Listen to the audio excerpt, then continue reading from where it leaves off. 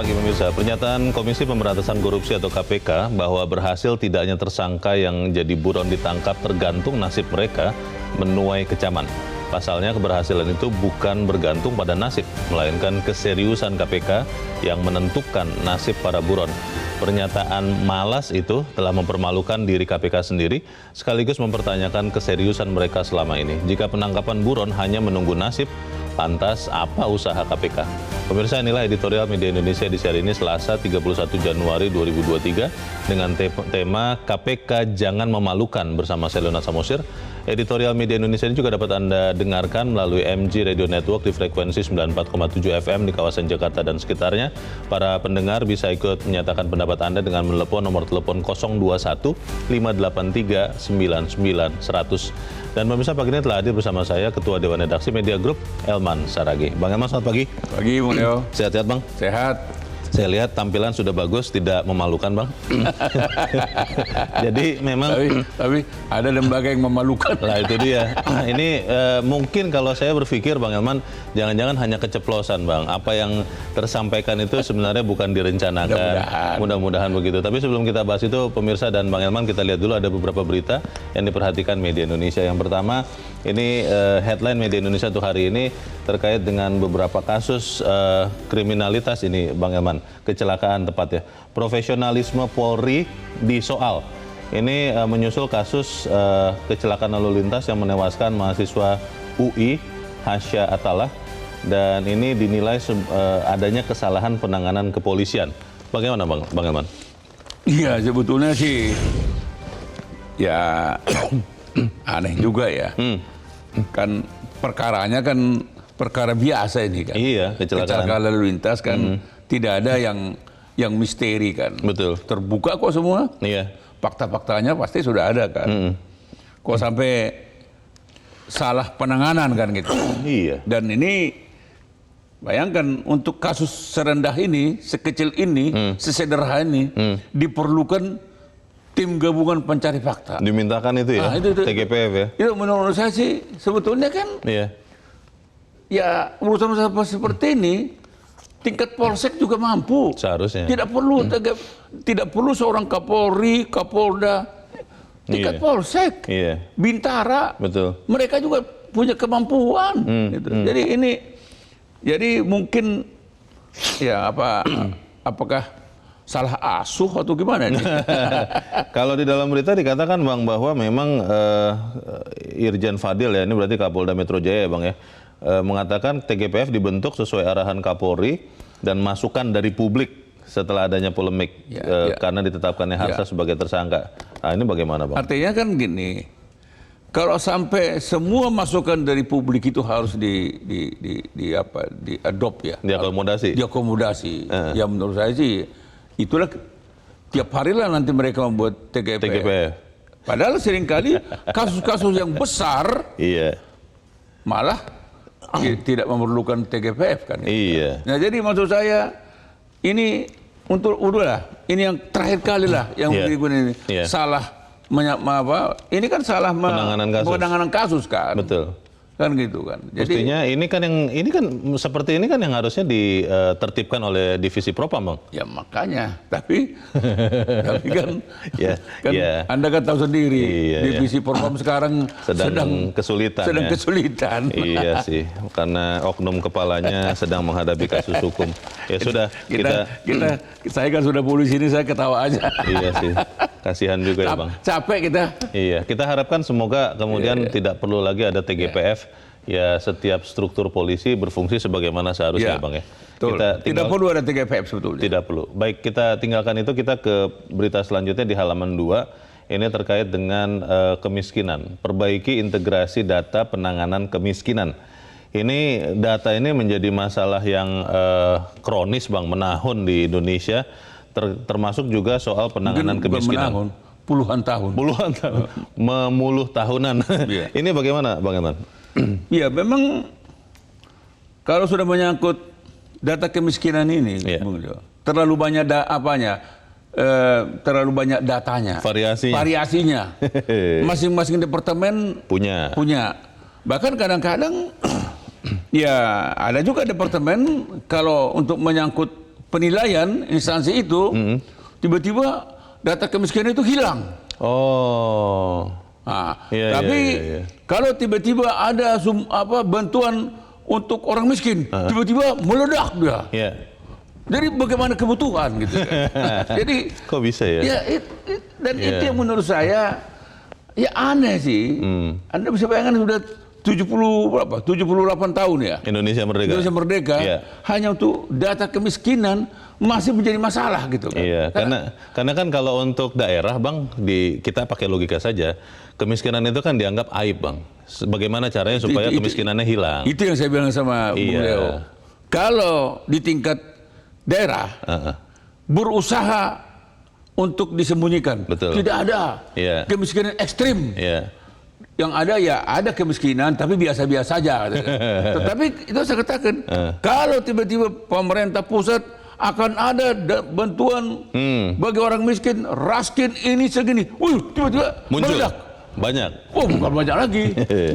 Sehingga kita loh, kok kemarin tidak ada orang miskin, tiba-tiba meledak gitu kan. Baik, kita harap data ini bisa diperbaiki karena targetnya nih Bang, tahun 2024. Tidak mudah, Leo. Karena di sana banyak kepentingan. Oke, tapi targetnya 2024 tahun depan Bang, kemiskinan ekstrim harus 0 nih Bang. Ya insya Allah. Ya sudah, kita lihat nanti perkembangannya supaya semuanya benar-benar tidak bermain-main atau tidak berbohong dengan data ya. Kita tinggalkan itu, kita ke berita selanjutnya. Masih dari halaman 2, ini dari kasus terbunuhnya Brigadir Joshua. Majelis Hakim diharapkan vonis Richard paling ringan. Kenapa Bang?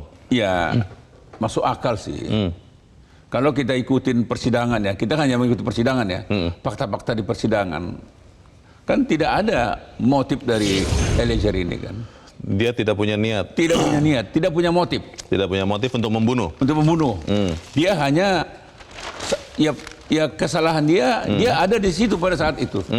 Andai kata dia tidak di situ, tidak bunuh, dia pun tidak terlibat dalam kasus ini. Berarti sebetulnya satu. Kedua, ya walaupun jaksa bersikeras bahwa Eliezer ini bukan justice kolaborator ya. Katanya pelaku kejahatan utama. Tidak bisa jadi justice kolaborator, kata jaksa. Faktanya memang dia pelaku kan. Tapi sebetulnya kan yang harus didalami oleh jaksa, apa di balik fakta itu? Itu yang mestinya didalamin. Bahwa Eliezer menembak karena diperintah. Dia diperintah oleh atasan. Iya. Kan begitu. Saya katakan tadi, dia menembak tanpa motif.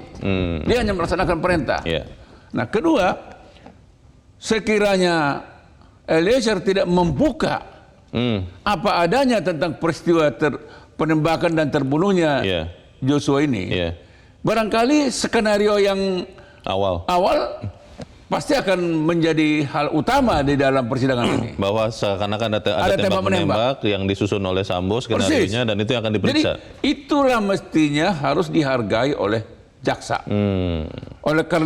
Karena terlihat kurang dihargai, maka kita berharap hakim. Dan sebaiknya memang kalau yang kita ikutin, hukuman terhadap justice kolaborator itu kan harus di bawah tersangka utama kan, pelaku kan gitu kan. Iya, meskipun kejaksaan tetap berkeras bahwa Eliezer bukan justice kolaborator, Bang. Ya, terserah mereka. Tapi saya nggak bisa bayangkan kalau Eliezer itu tidak membuka apa adanya. Apakah ini kasus akan terbuka seperti sekarang? Saya meragukan itu. Apakah FS akan mengakui di dalam sekian persidangan bahwa merencanakan semuanya? Saya meragukan. Kita harapkan hakim benar-benar bisa menjadi wakil Tuhan dan menegakkan keadilan. Jangan hanya berharap kepada nasib, karena di dalam editorial yang akan kita masuki, Bang Elman dan pemirsa, KPK jangan memalukan, sempat tersebut oleh KPK bahwa penangkapan buron itu kadang bergantung pada nasib. Kadang ya Bang ya, ini yang mengatakan Direktur Penindakan Karyoto. Kalau saya sih berbaik sangka Bang bahwa ini keceplosan ini Bang, tidak dipikirkan betul dan akhirnya tersampaikan begitu. Bagaimana Bang Elman? Ya, kalau sampai seorang Direktur Penindakan keceplosan, ya tidak masuk akal juga. Tapi memang yang mungkin mungkin saya nggak tahu. Jangan-jangan memang mereka tidak ada niat untuk segera menangkap Harun Masiku ya. Buron, salah satu buron. Itu kan ada Harun Masiku. Mungkin ya. Tidak niat menangkap atau memang tidak punya daya. Tidak punya daya untuk menangkap. Tapi kan ini pekan lalu sudah menangkap Izil Azhar, Bang. Ini tersangka kasus dugaan gratifikasi bersama Irwandi Yusuf, waktu itu Gubernur Aceh, yang sudah buron 4 tahun. Dan ini salah satu dari 5 buron kelas kakap. Mungkin salah satunya Masiku ya. Kan Izilnya dapat ini, Bang? Kebetulan. Oh, nah, ini nasib. Ya, nasib aja. Jadi itu yang saya katakan kan, memang apes juga negara ini. Bayangin negara yang begini besar, tergantung kepada lembaga seperti KPK yang hanya mengandalkan nasib. Jadi kita nggak tahu lembaga yang begini dihormati, diharapkan, dan apa tuh anggarannya besar. Tapi dia bekerja berdasarkan nasib. Jadi tinggal kita, menurut saya sih, tinggal kita minta aja diperlukan ahli penerawangan untuk melakukan perkuatan di KPK. Penerawangan kan penting itu. Divisi penerawangan. Supaya kita tidak tergantung pada nasib, kita harus ikuti dahulu, Bang, editorial ini. Dan pemirsa, inilah editorial Media Indonesia untuk hari ini, Selasa 31 Januari 2023. KPK jangan memalukan.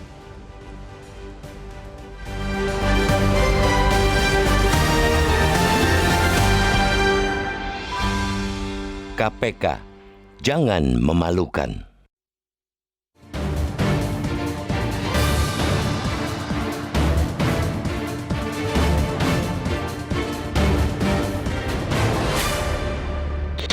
Pekan lalu, Komisi Pemberantasan Korupsi atau KPK berhasil menangkap Izil Azhar, tersangka kasus dugaan penerimaan gratifikasi bersama Irwandi Yusuf selaku Gubernur Aceh periode 2007-2012 yang sudah buron selama 4 tahun.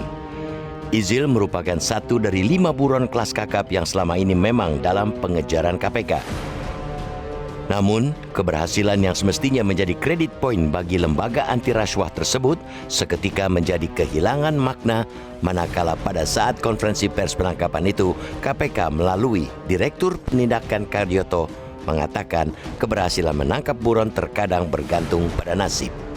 Karyoto menyontohkan pengejaran salah satu buron KPK, Paulus Thanos, tersangka korupsi KTP-I, yang telah masuk daftar pencarian orang atau DPO sejak 2018 lalu. Konon KPK telah mendeteksi Thanos berada di Thailand. Akan tetapi, karena pengajuan red notice yang katanya sudah diajukan KPK lebih dari 5 tahun lalu belum diterbitkan Interpol, maka gagallah mereka menangkap Thanos. Menurut KPK, itu nasib baik Thanos. Thus, publik pun langsung bertanya-tanya, loh, ternyata perkara nasib toh yang membuat KPK mampu menangkap buron, bukan karena keseriusan atau metode pengejaran yang mutakhir.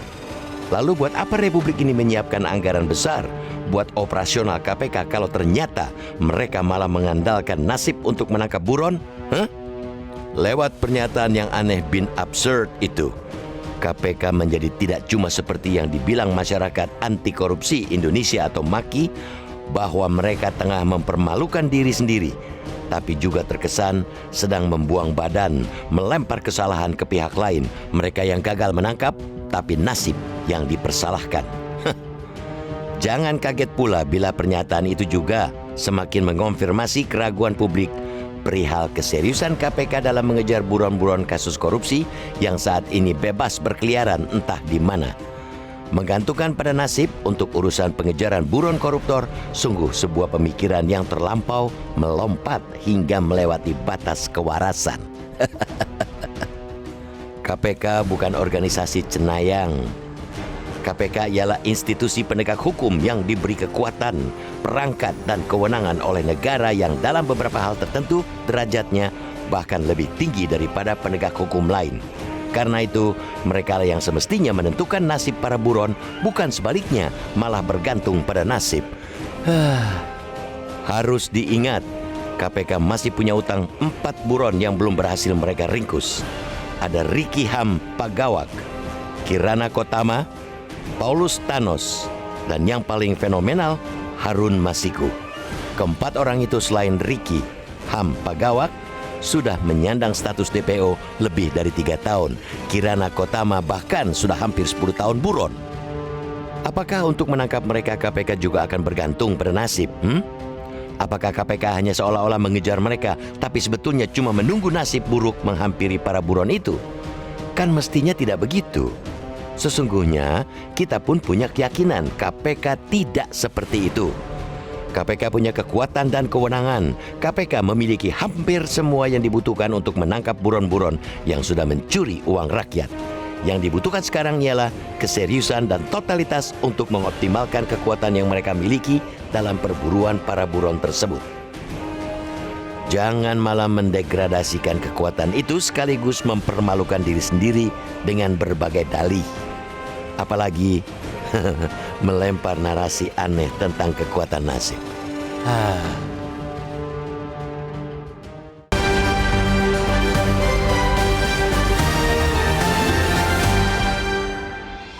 Di bagian berikut Anda bisa ikut menyatakan pendapat Anda terkait dengan editorial pagi ini. Pemirsa, untuk saat ini tetaplah bersama kami.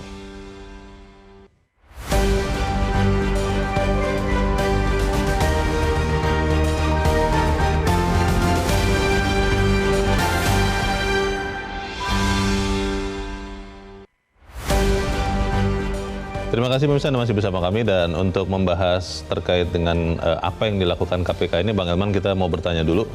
Sudah tersambung lewat saluran telepon peneliti Pukat Universitas Gadjah Mada, Zainur Rohman. Mas Zainur, selamat pagi. Selamat pagi, Bang Leonard. Mas Zainur, kita lihat bahwa KPK akhirnya mengatakan, bukan akhirnya ya, mengatakan bahwa penangkapan buron itu tergantung nasib juga, dikatakan oleh Direktur Penyidikan nih. Nah pertanyaannya, kalau saya tadi mengatakan ke Bang Elman Saragih, saya percaya bahwa itu keceplosan. Kalau Anda melihat itu keceplosan atau memang itulah yang ada di alam bawah sadar para anggota KPK ini, Mas Zainur? Ya, menurut saya itu alam bawah sadar mereka ya, yang mengatakan bahwa penangkapan para buron ini keberhasilannya ditentukan oleh nasib gitu ya. Dan sebenarnya kita ikut malu mendengar pernyataan seperti itu gitu ya. Kenapa itu, Mas? Kenapa? Karena tugas KPK sebagai penegak hukum adalah berusaha secara profesional dengan segala perangkat, kewenangan, anggaran, sumber daya yang dimiliki untuk melakukan pengejaran, bukan untuk berserah kepada nasib. Yang berserah kepada nasib itulah biar rakyat-rakyat di bawah ya, orang-orang kecil yang menyerah kepada nasib gitu kan. Nah kalau KPK ini kan suatu lembaga super body begitu ya, kewenangannya sangat luar biasa dan punya banyak sejarah keberhasilan, termasuk di dalam melakukan pengejaran terhadap para buron. Kita ingat misalnya pernah ada buron Nazarudin gitu ya. Nazarudin lari sampai Amerika Selatan, satu negara yang terkenal dengan kartel narkobanya, yaitu Kolombia. Itu pun bisa ditangkap oleh KPK. Apalagi hanya Harun Masiku yang waktu itu pelariannya terdeteksi di sekitar ASEAN saja awal-awalnya begitu kan. Nah, ini kan menurut saya sangat miris ketika KPK kemudian berserah kepada nasib ya. Ada yang mengartikan, Mas Zainur, bahwa yang dimaksud dengan nasib ini sebetulnya adalah semesta. Dan semesta itu diartikan adalah kalau kekuasaan atau kekuatan lain itu mendukung. Kalau itu mendukung, maka tertangkaplah buron. Anda mendengar pendapat ini bagaimana, Mas Zainur? Ya menurut saya pendapat seperti itu ya ada dasarnya juga begitu ya. Kenapa? Karena kan kasus Harun Masiku ini berdimensi politik. Ya di awal-awal kasus ini kan kita tahu KPK ketika melakukan pengejaran banyak sekali hambatan ya.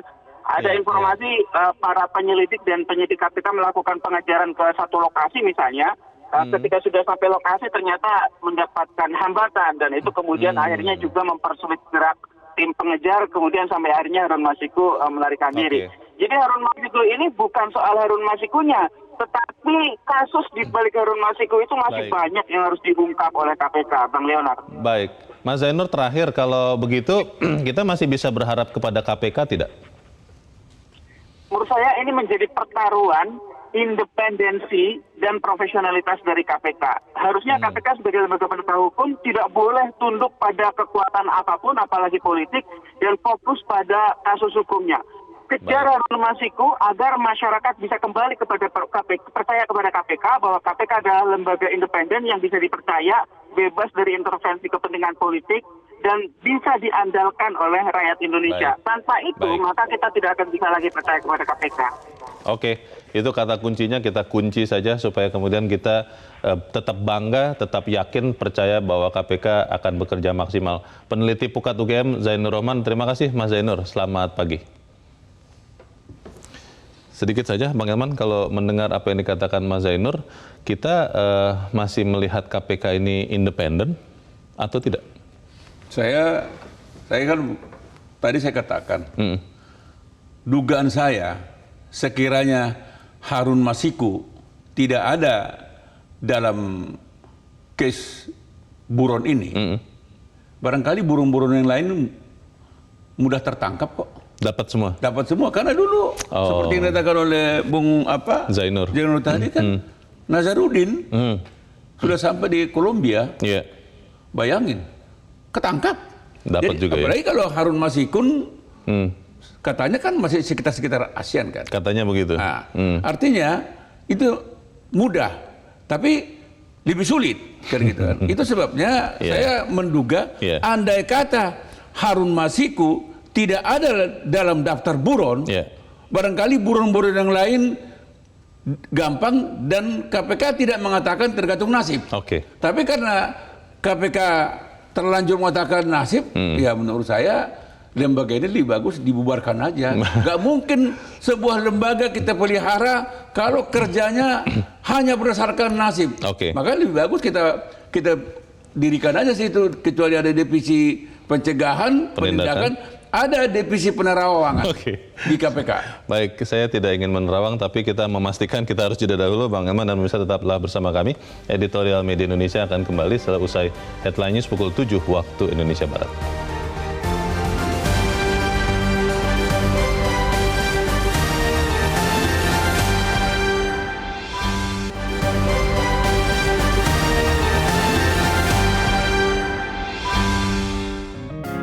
Media Indonesia mengajak Anda untuk mengakses fitur premium e-paper.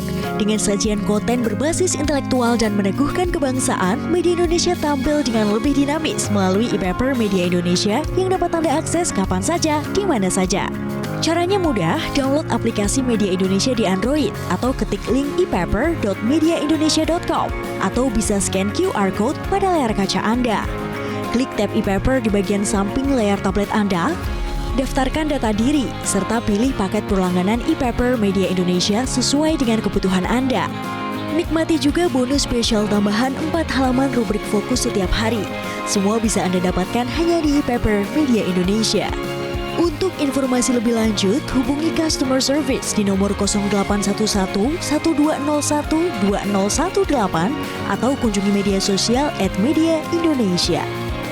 Media Indonesia, referensi bangsa. Terima kasih Anda masih bersama kami di Editorial Media Indonesia, pemirsa. Dan saat ini Bang Elman, kita mau mendengarkan dulu Bang pendapat dari pemirsa Metro TV. Kita sudah tersambung dengan pemirsa Metro TV di Tanjung Selor, Kalimantan Utara. Ada Yunus Luat. Pak Yunus, selamat pagi. Selamat pagi, salam sejahtera untuk keluarga NKRI tercinta. Ya, silakan Pak Yunus. Ya. Kami dari Tanjung Selor, Kabupaten Bulungan, Provinsi Kalimantan Utara, mau memberikan masukan berkaitan dengan judul Metro TV pada hari ini, jangan KPK memalukan. Nah, kalau menurut kami, mohon izin, KPK bekerja saja sesuai dengan tupoksi tugas yang diberikan oleh negara. Apapun bunyi masyarakat, yang penting bekerja serius. Kalaupun ada kata-kata dari oknum pimpinan KPK yang sekarang ini sedang dibicarakan bahwa buron itu tergantung nasib. Saya kira itu keteledoran dalam pembicaraan. Mengapa? Teledor ya? Karena KPK ini adalah institusi penegak hukum yang diberi kekuatan, perangkat dan kewenangan oleh negara. Yang dalam beberapa hal tertentu derajatnya bahkan lebih tinggi dari penegak hukum lain, khusus di jadi ini hanya keteledoran bicara ya. Baik, terima kasih Pak Yunus Luat di Tanjung Selor, Kalimantan Utara untuk pendapat Anda Pak. Selamat pagi. Di belakang Pak Yunus ada Pak Ondo Silitonga di Bekasi, Jawa Barat. Pak Ondo, selamat pagi. Selamat pagi Bung Leo, selamat pagi Bung Herman. Selamat pagi Pak Ondo. Silakan Pak, pendapat Anda Pak. Iya, jika judul kata jangannya diganti terus-menerus, maka akan menjadi KPK terus-menerus memalukan. Kenapa terus-menerus? Coba mari kita lihat ya. Iya. Sejak periode awal ini sudah dikritisi. Kemudian ada empat orang buron, Ricky, Kirana, Paulus, dan Harun Masiku masih gentayangan. Apakah ada pilih-pilih dari Partai Merah? Kalau Partai Merah bebas gitu seperti Harun Masiku. Ada yang terima gratifikasi mundur. Ada pula ketua mengunjungi tersangka di Papua. Ada kasus naik pesawat pribadi. Ada rekening tukang bubur yang diblokir. Jadi hal-hal ini sangat memalukan. Ada Ijil Azhar itu dan Yusuf baru ketangkap sekarang, padahal keberadaannya tetap di Aceh, nggak di luar negeri. Aneh kan? Jadi aneh dan bekerjanya berdasarkan nasib. Diberi senjata berat untuk menumpat, tapi tidak digunakan. Jangankan ketapel, mungkin yang digunakan cuma tiupan sumpit. Ya kena syukur, nggak kena ya syukur. Ya sudah, kita berdoa saja agar KPK yang bernasib baik, bukan buronan yang bernasib baik. Atau kalau perlu kita minta bantuan Densus 88 atau TNI pasukan tengkorak agar mereka bisa ditangkap itu. Sekian, terima kasih. Baik, terima kasih Pak Ondo Silitonga di Bekasi, Jawa Barat untuk pendapat Anda Pak. Selamat pagi. Di belakang Pak Ondo ada Pak Max di Manokwari, Papua. Pak Max, selamat pagi. Selamat pagi Bung Leo, selamat pagi Bung Elvan. Selamat pagi Pak Max, silakan Pak pendapat Anda Pak. Iya, silakan. Yang jelas KPK anggotanya harus berhati-hati dalam mengeluarkan pernyataan. Karena KPK itu sebelum duduk sebagai anggota KPK, oknum-oknum itu dilakukan fit and proper test, seleksinya bertahap. Dengan demikian ketika dia sudah ada di situ adalah dia orang-orang pilihan dari sekian ratus juta penduduk Indonesia. Nah, ketika dia berikan statement berpikir, itu saya senang itu dengar itu. Calon dong punya istilah itu pikir. Jangan memalukan institusi super body. Karena KPK selama ini kan menganggap dirinya dia super body yang paling hebat. Kenyataannya lima buronan itu sampai dengan sekarang di Papua, kesian saudara saya Ricky Hampagawak, itu juga belum bisa disentuh. Sementara itu saya mau tanya dulu, sejauh mana KPK menjalin kerjasama dengan Interpol? Karena saya curiga nama-nama yang tadi yang disebut dengan istilah nama-nama dari Tiongkok itu kemungkinan mereka ada di wilayah sana. Siapa tahu ya di luar negeri ya. Itu harus dilakukan kerjasama yang baik di Interpol sehingga jangan KPK tinggal tidur di Jakarta, kemudian naik pesawat, datang kunjungi orang-orang yang dinyatakan tersangka, itu kan lucu, Pak. Baik. Kita harapkan KPK bekerja sama dengan semua bidangnya, semua lembaga. Terima kasih Pak Max di Manokwari, Papua Barat untuk pendapat Anda Pak. Selamat pagi. Ini menarik Bang Herman, tadi Pak Ondo ya mengatakan apakah pilih-pilih dalam mengejar buron. Nah ini pertanyaan banyak sekali orang kepada KPK. Bagaimana Bang Herman? Ya sebetulnya kalau sudah masuk dalam kategori buron, itu nggak ada pilih-pilih. Harus ditangkap semua? Harus tangkap, dan sebetulnya kan mereka kan punya sistem kan, punya perangkat kerja, dan punya perangkat yang paling canggih sebetulnya. Karena KPK ini dilengkapi segala peralatan yang canggih. Makanya kita sebutkan KPK ini super body dalam semua hal.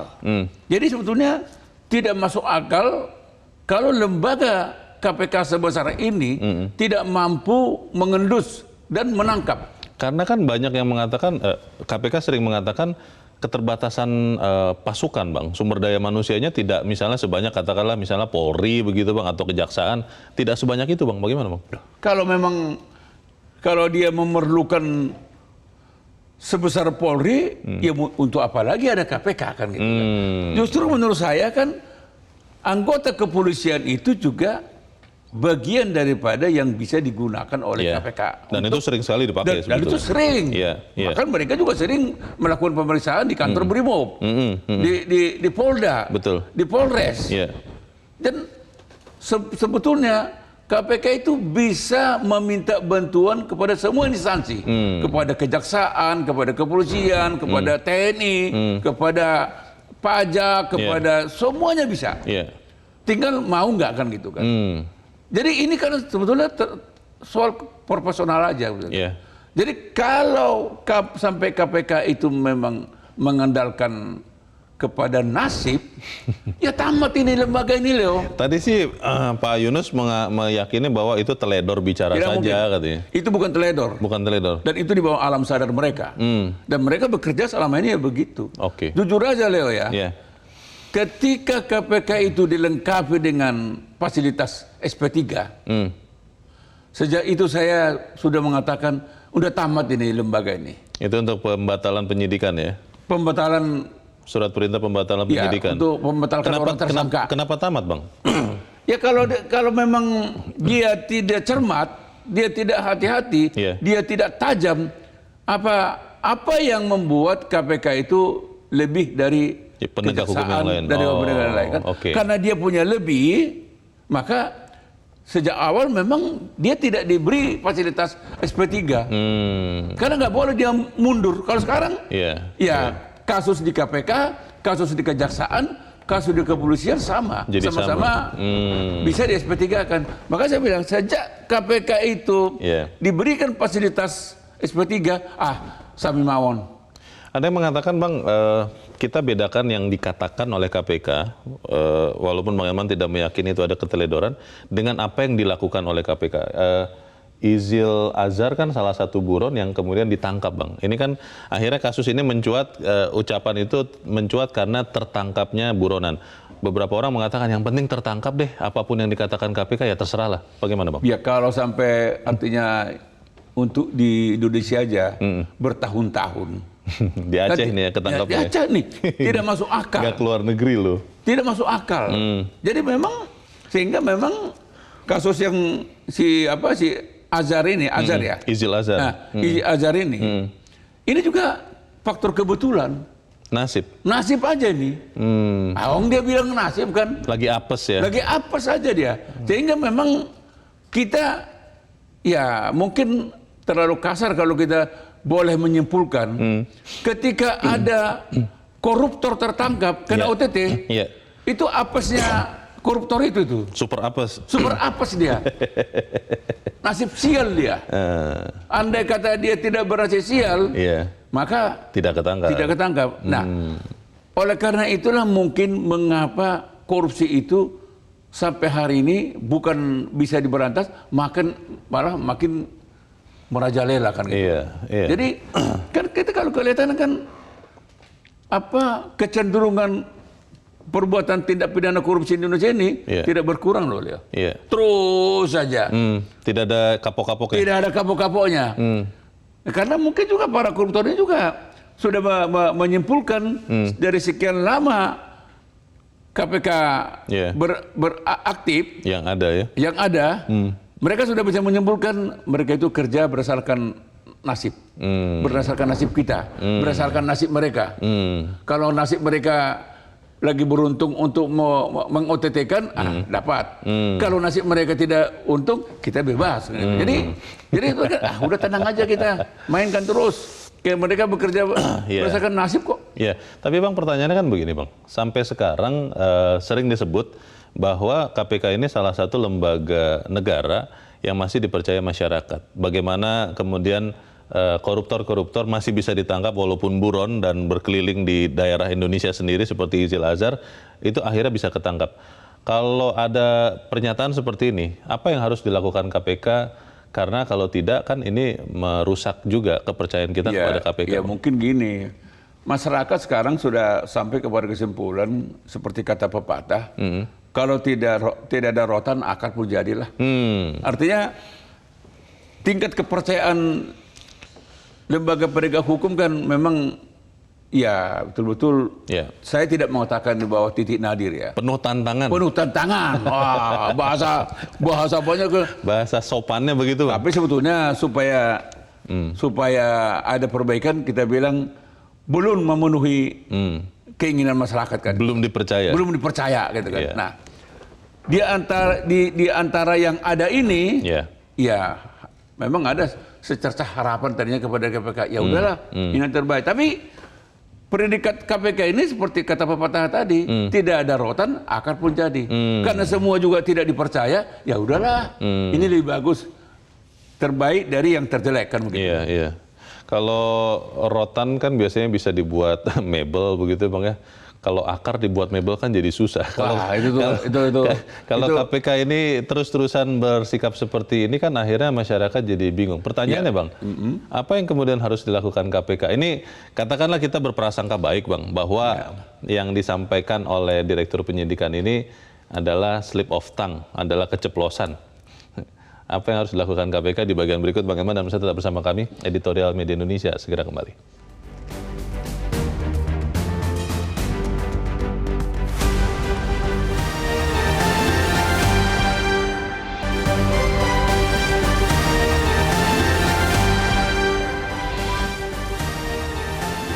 Terima kasih pemirsa, Anda masih bersama kami. Kita di bagian akhir dari diskusi kita pagi ini. Bang Elman, kalau Direktur Penindakan Karyoto mengatakan bahwa menangkap buron kadang bergantung pada nasib.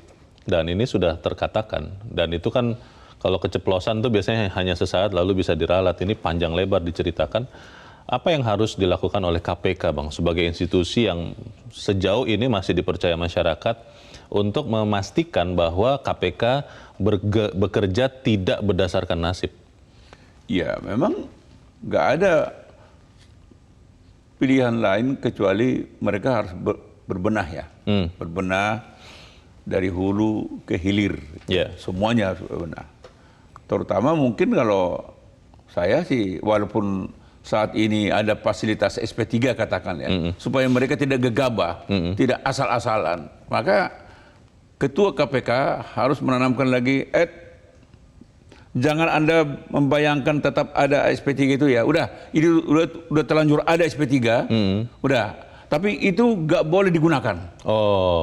Jadi oleh karena itu kita minta kerjanya harus tetap ketat, cermat. Jangan lupa kita menomorsatukan fakta. Artinya barang bukti. Bukti harus kuat. Bukan dugaan. Nggak boleh ada dugaan. Fakta. Jadi mereka harus bekerja. Ada 3 hal yang harus mereka lakukan. Fakta. Wujudnya ada apa? Barang bukti. Ini yang harus betul-betul yang mereka sucikan ini. Jangan anggap enteng lagi. Karena sekarang ini kan mereka udah tersangkakan aja dulu. Udah lama pula kita nggak buat tersangka katanya kan, supaya sidik rame. Nah, nanti kalau kurang barang bukti, udah SP3 kan. Ini yang bisa jadi begitu ya. Ini kan coba nih kan, bayangkan berani-beraninya Direktur Penindakan ini mengatakan ini nasib nih. Tergantung nasib juga. Ini kan bagaimana kualitas Direktur Penindakan seperti ini? Artinya lembaga penegak hukum. Maka saya bilang daripada hanya omongan, udah apakan aja, pastikan aja di sana ada divisi penerawangan, mungkin dipimpin oleh seorang dukun, bukan ahli hukum. Divisi pencegahan, penindakan, penerawangan. Dan itu dipimpin oleh ahli perdukunan, kan gitu. Kita kan melihat bahwa sebetulnya kita betul-betul berharap. Minimal saya percaya Bang Elman dan saya berharap supaya korupsi ini hilang dari bumi Indonesia. Tapi kalau ini sudah terjadi, ada yang mengatakan begini, ya sudah gampang kok meralat apa yang dikatakan oleh Direktur Penindakan.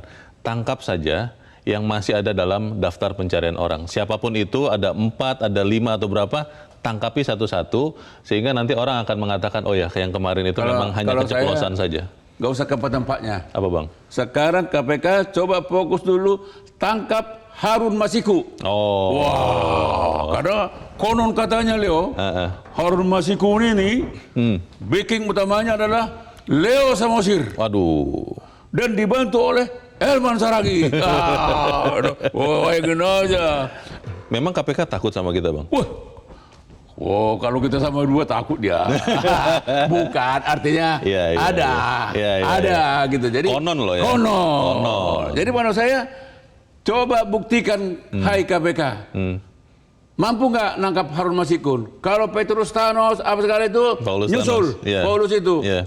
Ini dulu. Kalau mereka mampu menangkap Harun Masiku, yeah. Itu akan pulih nama baik KPK ini. Kita percaya bahwa KPK bekerja tidak berdasarkan nasib. Sehingga orang tidak menduga-duga, ini kan karena Harun Masiku itu. Makanya dia mengatakan nasib. Mereka nggak mau nangkap Harun Masiku. Mereka harus buktikan, mereka memang berniat serius menangkap Harun Masiku. Buktikan.